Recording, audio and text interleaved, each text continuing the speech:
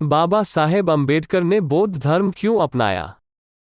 बाबा साहब डॉक्टर भीमराव अम्बेडकर ने सन 1956 में 14 अक्टूबर को हिंदू धर्म त्याग कर बौद्ध धर्म अपना लिया था। इसकी एक वजह तो यही बताई जाती है कि उन्होंने हिंदू धर्म के वर्णाश्रम धर्म और जाति व्यवस्था के अन्याय और असमानता से तंग आकर बौद्ध धर्म स्वीकार किया था। इससे पहले उन्होंने हिंदू धर्म में सुधार के तमाम प्रयास किए और अंत में उन्हें लगा कि इस धर्म में कोई बुनियादी बदलाव नहीं हो सकता।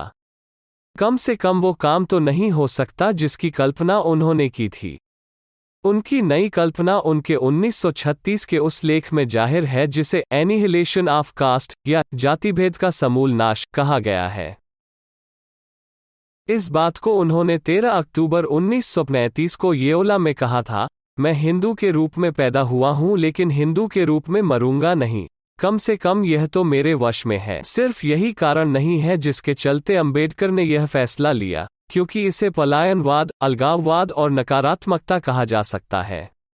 उनके हिंदू धर्म छोड़ने के पीछे सकारात्मक कारण है और वो पूरी मानवता के संदर्भ में है। उनका दूसरा कारण साम्यवाद के विकल्प के तौर पर भी बुद्ध धर्म को प्रस्तुत करना था। उन्होंने देखा था कि उन दिनों साम्यवाद की चुनौती के कारण धर्म के अस्तित्व पर ही संकट है, जबकि मनुष्य का काम धर्म के बिना चल नहीं सकता। इसलिए उसे एक ऐसा धर्म चाहिए जो तर्क और नैतिकता पर आधारित हो, और ऐसा धर्म सिर्फ बुद्ध धर्म ही है।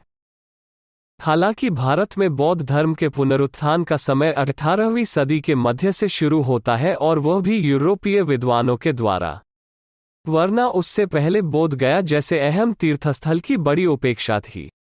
डॉक्टर अंबेडकर ने 12 मई 1956 को कहा था कि जब मैं बौद्ध धर्म को अपनाने की बात करता हूं तो मुझसे 2 सवाल पूछे जाते हैं कि मैं बौद्ध धर्म को क्यों पसंद करता हूं। दूसरा सवाल यह है कि मौजूदा विश्व में यह धर्म किस तरह से प्रासंगिक है। इसका जवाब देते हुए उन्होंने कहा था कि मैं बौद्ध धर्म को इसलिए चुन रहा हूं क्योंकि यह 3 सिद्धांतों को एक साथ प्रस्तुत करता है जिसे कोई और धर्म नहीं प्रदान करता। बौद्ध धर्म प्रज्ञा प्रदान करता है, करुणा प्रदान करता है और समता का संदेश देता। प्रज्ञा का अर्थ है अंधविश्वास और परालौकिक शक्तियों के विरुद्ध समझदारी। करुणा का अर्थ है प्रेम और पीड़ित के लिए संवेदना। समता जाति, धर्म, नस्ल और लिंग के आधार पर बने नकली विभाजन से अलग मानवीय बराबरी में विश्वास करने का सिद्धांत है। उनका कहना था कि दुनिया में अच्छे और सुखी जीवन के लिए यह तीनों चीजें जरूरी हैं। उन्हें चिंता थी कि दक्षिण पूर्व एशिया में साम्यवाद तेजी से फैल रहा है, जबकि दक्षिण पूर्व एशिया में वे देश हैं जहां कभी बौद्ध धर्म का बोलबाला रहा है। वहीं साम्यवाद में धर्म के लिए कोई स्थान नहीं है। इससे पूरी धार्मिक प्रणाली के अस्तित्व पर ही संकट है। जबकि साम्यवाद इस बात को समझता नहीं है कि सारी सेक्युलर प्रणाली का आधार किसी धार्मिक शास्ति पर ही है, वह चाहे जितनी परोक्ष क्यों न हो। उन्हें दक्षिण पूर्व एशियाई देशों में बढ़ते साम्यवाद पर हैरानी थी।